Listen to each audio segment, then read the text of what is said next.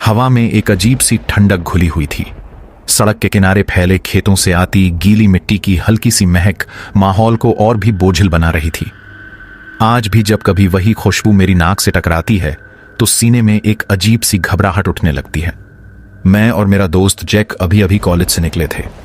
हमारे सिर पर अपना किराना स्टार्टअप शुरू करने का जुनून सवार था और हाईवे किनारे मौजूद जैक के पिता की दुकान A to Z general store हमारे लिए किसी क्लासरूम से कम नहीं थी।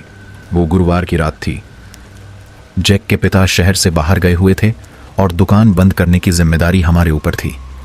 चारों तरफ अंधेरे में डूबी सड़क पर वह दुकान फ्लोरोसेंट लाइट की एक अकेली चमक की तरह खड़ी थी। जैक काउंटर पर झुका हुआ च्यूइंग गम के पैकेट करीने से सजा रहा था। उसने घड़ी की तरफ देखते हुए कहा, बस 2 घंटे और।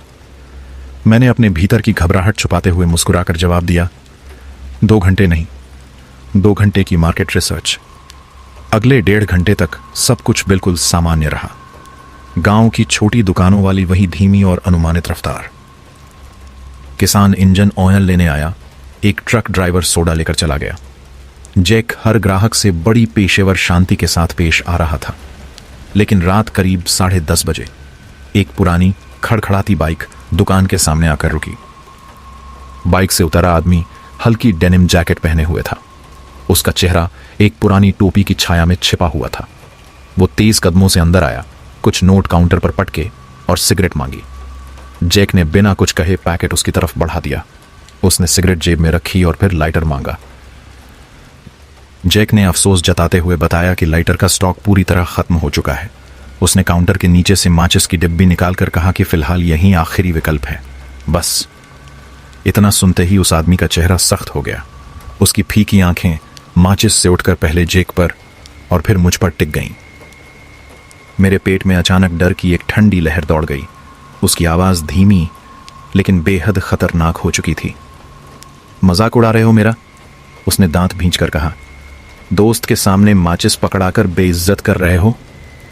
हम दोनों कुछ पल के लिए सन्न रह गए। मैंने जल्दी से बात संभालने की कोशिश की। अपनी सामान्य आवाज से कुछ ऊंचे स्वर में मैंने उसे समझाया कि हमारा कोई ऐसा इरादा नहीं था। सचमुच स्टॉक खत्म हो गया था और माचिस ही आखिरी चीज बची थी। लेकिन मेरी बातों का उस पर कोई असर नहीं हुआ। जैक अपनी जगह डटा रहा। मैं अंदर ही अंदर डर से टूटने लगा था। अचानक वह आदमी आग बबूला हो उठा। उसकी चीखती आवाज खाली रैक और दीवारों से टकराकर गूंजने लगी। हर शब्द मेरे सीने में किसी हथौड़े की तरह पड़ रहा था। हम बार बार समझाने की कोशिश करते रहे कि यह सिर्फ स्टॉक की समस्या थी, लेकिन वह सुनने को तैयार ही नहीं था। आखिरकार वह घूमकर बाहर निकला, दरवाजा जोर से पटका और बाइक स्टार्ट कर वहां से चला गया। इंजन की आवाज अंधेरे में गुम हो गई और पीछे छोड़ गई एक कड़वी खामोशी। मेरे हाथ कांप रहे थे। मैंने घबराकर कहा, यह आदमी पागल था। जैक ने भी सिर हिलाया। फिर घड़ी देखी, 10:46। सिर्फ 14 मिनट बाकी थे। लेकिन उस झगड़े ने मेरा सारा सुकून छीन लिया था। माहौल बदलता देख जैक बोला, छोड़ो यार, दुकान बंद करते हैं। उसने भारी लोहे का शटर नीचे खींच दिया। धड़ाम आवाज गूंजी, लेकिन पता नहीं क्यों मुझे सुरक्षित महसूस नहीं हुआ, बल्कि ऐसा लगा जैसे हम किसी जाल में फंस गए हों। मैं पीछे खाली क्रेट जमा करने लगा जबकि जैक मुख्य लाइटें बंद करने जा रहा था। तभी मेरी नाक में एक अजीब सी गंध आई, सल्फर और पेट्रोल का मिला जुला तीखा धुआं। मैंने तुरंत जैक को आवाज दी। मेरी आवाज में डर साफ झलक रहा था। तुम्हें भी ये गंध आ रही है? जैक रुका। उसने हवा सूंघी, फिर बोला, ये तो धुएं जैसी लग रही है। हम दोनों की नजर एक साथ शटर के नीचे गई और तभी शटर के नीचे से गाढ़ा काला धुआं अंदर घुसता दिखाई दिया। जैक बिजली के बोर्ड की तरफ भागा, लेकिन मैं चीख पड़ा, बाहर कुछ जल रहा है। मैं दौड़कर मुख्य दरवाजे तक पहुंचा। दिल इतनी जोर से धड़क रहा था कि कानों में उसकी आवाज गूंज रही थी। मैंने दरवाजा खोला और सामने का नजारा देखकर जैसे मेरे पैरों तले जमीन खिसक गई। आग की लपटें शटर को चाटती हुई ऊपर बढ़ रही थीं। जमीन पर किसी ज्वलनशील तरल की परत फैली हुई थी जो आग को और भड़का रही थी। आग लग गई है, मैं पूरी ताकत से चिल्लाया। कुछ पल के लिए मैं वहीं जड़ हो गया। तभी जैक लाल रंग का फायर एक्सटिंग्विशर लेकर बाहर आया। हम दोनों ने मिलकर झाग की मोटी परत आग पर छोड़ी। कुछ सेकंड बाद आग बुझ गई। चारों तरफ फिर वही ठंडी खामोशी फैल गई। हमने अंधेरे में नजर दौड़ाई। खेत, हाईवे और काला सन्नाटा, बस इतना ही। लेकिन तभी करीब 1 किलोमीटर दूर पेड़ों के छोटे झुंड के पास मुझे धातु की हल्की सी चमक दिखाई दी। एक बाइक, वही बाइक। मेरी उंगली कांपते हुए उसकी तरफ उठी। डर के मारे शब्द नहीं निकल रहे थे। जेक का चेहरा पीला पड़ गया, लेकिन अगले ही पल उसके चेहरे पर डर की जगह गुस्सा आ गया। वो बिना कुछ बोले दुकान के अंदर भागा। मैंने सोचा वह पुलिस को फोन करेगा, लेकिन जब वह वापस आया, उसके हाथ में उसके पिता की लाइसेंसी पिस्तौल थी। उसने दांत भींचते हुए कहा, उसे यूं नहीं जाने दूंगा। मैं अंदर छिपकर पुलिस बुलाना चाहता था, लेकिन जैक दौड़ चुका था और मजबूरन मैं भी उसके पीछे भाग पड़ा। हम जैसे जैसे करीब पहुंच रहे थे, मेरा डर बढ़ता जा रहा था। अचानक जेक ने पिस्तौल ऊपर उठाई और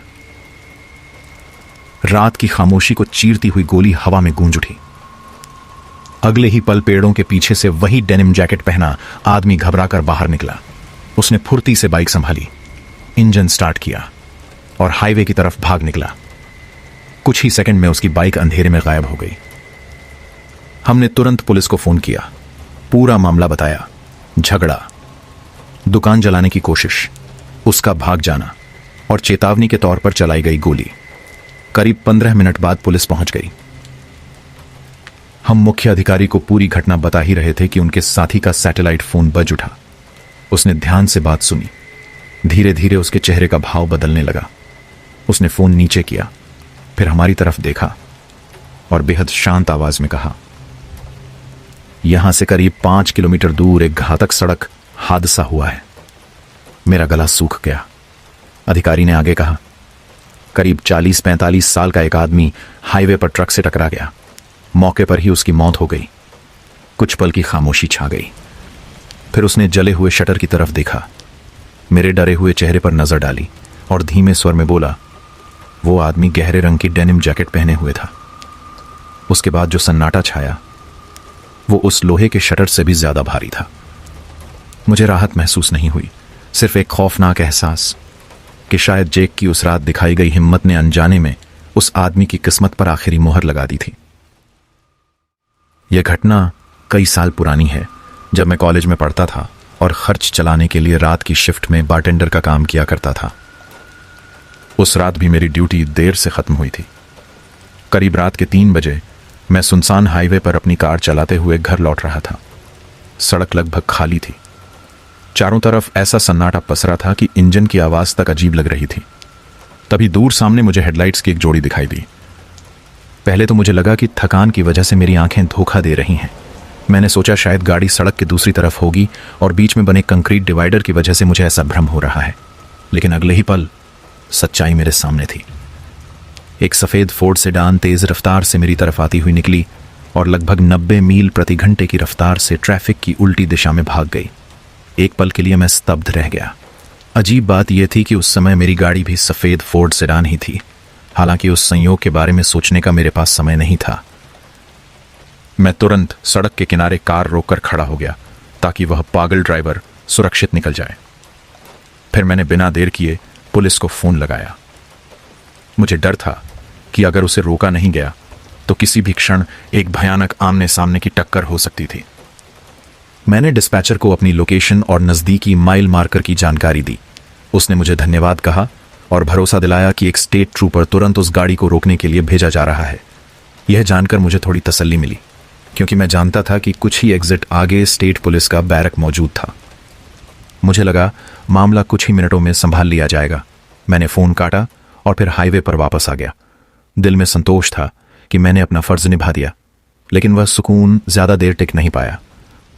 कुछ मील आगे बढ़ने के बाद मैंने रियर व्यू मिरर में देखा कि एक गाड़ी बेहद तेज़ी से मेरी तरफ बढ़ रही थी। उस सुनसान इलाके में उस वक्त सड़क पर आमतौर पर सिर्फ ट्रक ड्राइवर या पुलिस गाड़ियां ही दिखाई देती थीं। मैंने सोचा शायद कोई जल्दी में होगा, इसलिए मैं दाईं लेन छोड़कर किनारे वाली लेन में आ गया ताकि वह मुझे ओवरटेक कर सके। लेकिन उसने ऐसा नहीं किया। वह मेरी गाड़ी के बिल्कुल पीछे आकर चिपक गई। फिर उसने अपनी हाई बीम लाइटें जला दी। तेज रोशनी शीशों से टकराकर मेरी आंखों में पड़ रही थी। सामने की सड़क साफ दिखाई देना मुश्किल हो गया। मेरे मन में पहला ख्याल आया कि शायद पुलिस वाले ने मेरी गाड़ी को उस गलत दिशा में भागने वाली कार समझ लिया है। आखिर दोनों गाड़ी एक जैसी ही थी। मैंने सोचा अगर पुलिस है तो मुझे पहले से अपने कागज तैयार रखने चाहिए। मैंने ग्लव बॉक्स खोला और रजिस्ट्रेशन तथा इंश्योरेंस के दस्तावेज निकालने के लिए हाथ बढ़ाया, लेकिन जैसे ही मेरी उंगलियां कागजों को छूने वाली थीं, पीछे वाली गाड़ी ने अचानक जोरदार ब्रेक लगाया। टायरों की चीखती आवाज रात के सन्नाटे को चीर गई। वह गाड़ी हाईवे के बीचों बीच रुक गई और अगले ही पल उसकी सारी लाइटें बंद हो गईं। वह अंधेरे में पूरी तरह गायब हो गई। मेरे शरीर में डर की एक ठंडी लहर दौड़ गई। अब मैं उस गाड़ी को ध्यान से पहचान चुका था। वह बिल्कुल वैसी ही सफेद सेडान थी जिसे मैंने कुछ मिनट पहले गलत दिशा में जाते देखा था। मेरे दिल की धड़कन अचानक तेज हो गई। एक और डर मुझे सताने लगा। अगर वह सच में कोई अंडरकवर पुलिस वाला हुआ तो कहीं उसने ये तो नहीं समझ लिया कि मैं ग्लव बॉक्स में से कोई हथियार निकाल रहा था। मेरे हाथ कांपने लगे। मैंने तुरंत दूसरी बार 911 पर कॉल किया। मैंने डिस्पैचर से पूछा कि क्या पीछे वाली गाड़ी उसी ट्रूपर की है जिसे भेजा गया था। इस बार उसकी आवाज कुछ तनाव भरी थी। शायद रात की घटनाओं ने उसे भी परेशान कर रखा था। उसने दोहराया कि ट्रूपर रास्ते में है। मैंने जल्दी जल्दी सारी बात बताई कि कोई गाड़ी मेरा पीछा कर रही है। उसका व्यवहार बेहद अजीब और खतरनाक है और मुझे डर है कि कहीं मैंने किसी पुलिस अधिकारी को गलत संदेश तो नहीं दे दिया। डिस्पैचर ने पूछा, क्या आपको आधिकारिक तौर पर रोका गया है? मैंने कहा, नहीं, उसने न तो सायरन बजाया है और न ही पुलिस लाइटें चलाई हैं। मेरी आवाज में मौजूद घबराहट शायद उसे साफ सुनाई दे रही थी। उसने कहा कि वह रेडियो पर ट्रूपर से संपर्क करके उसकी स्थिति की पुष्टि करने की कोशिश करेगी। मैं अभी उससे बात ही कर रहा था कि अचानक पीछे वाली गाड़ी फिर से तेज रफ्तार में आ गई।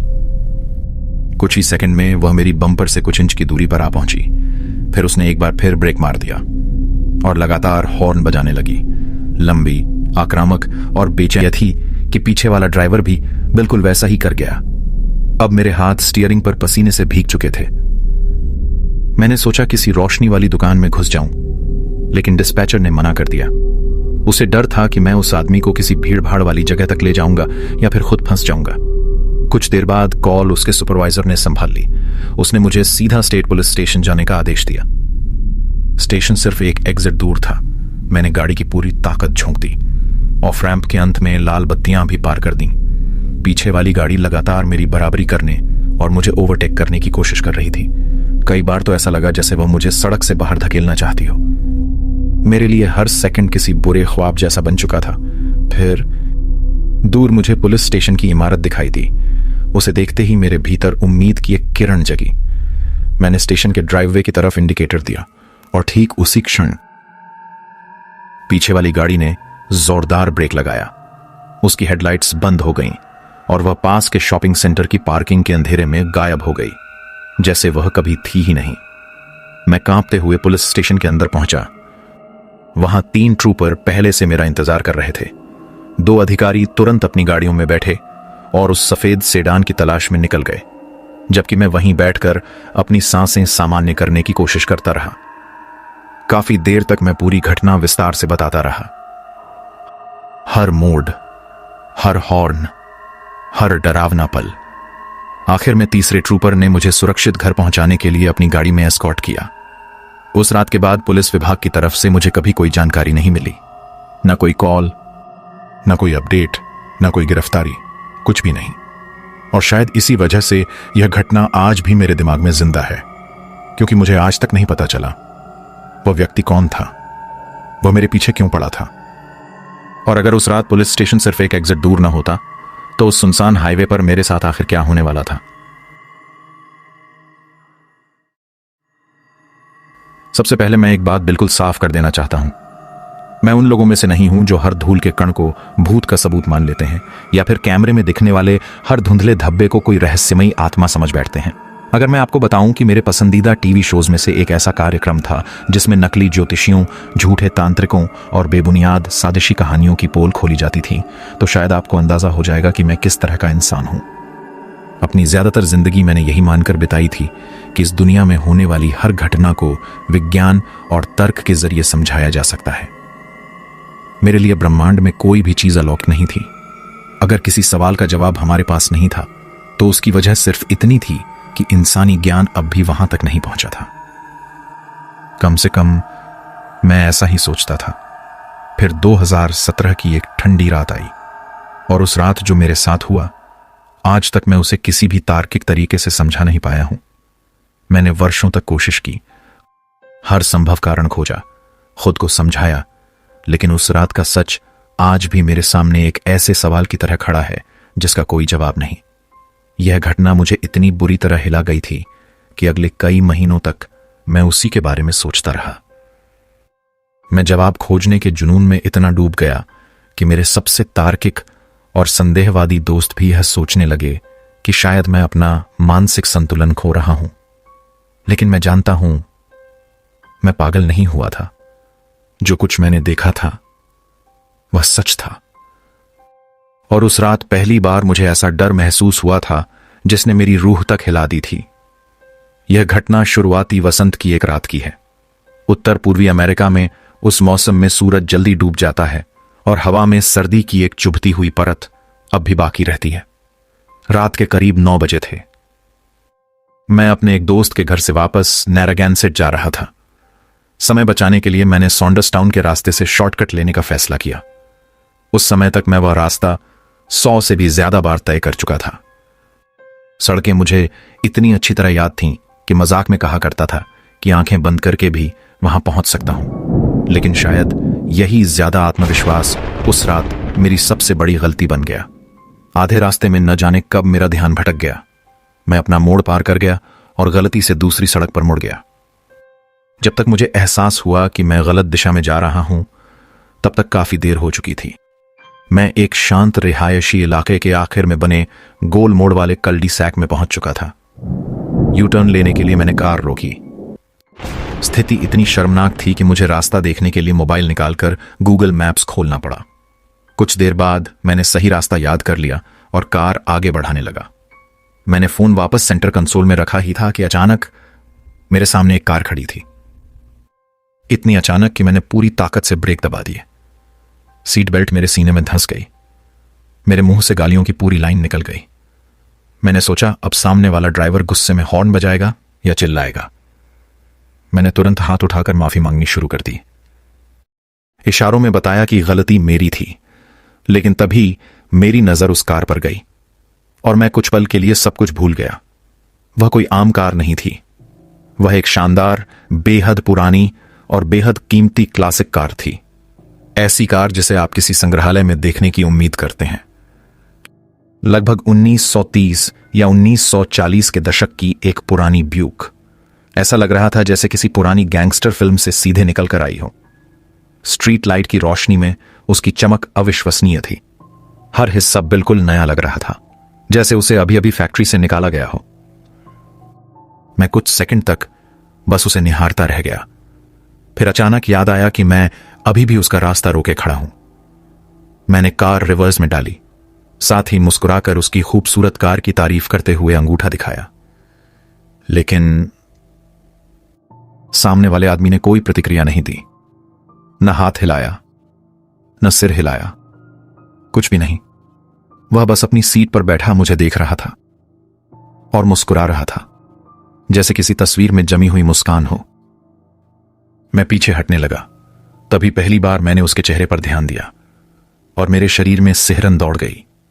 उसका चेहरा अजीब तरह से किसी पुराने वेंट्रिलोक्विस्ट डमी जैसा लग रहा था। मोम जैसा पीला रंग, बिल्कुल स्थिर मुस्कान और आंखें जो पता नहीं क्यों इंसानी कम और नकली ज्यादा लग रही थीं। उसी समय मेरी कार अचानक बंद हो गई। इंजन मर गया। डैशबोर्ड की सारी लाइटें बुझ गईं। सब कुछ अंधेरा। मैंने घबराकर चाबी घुमाई, फिर दोबारा, लेकिन कुछ नहीं हुआ।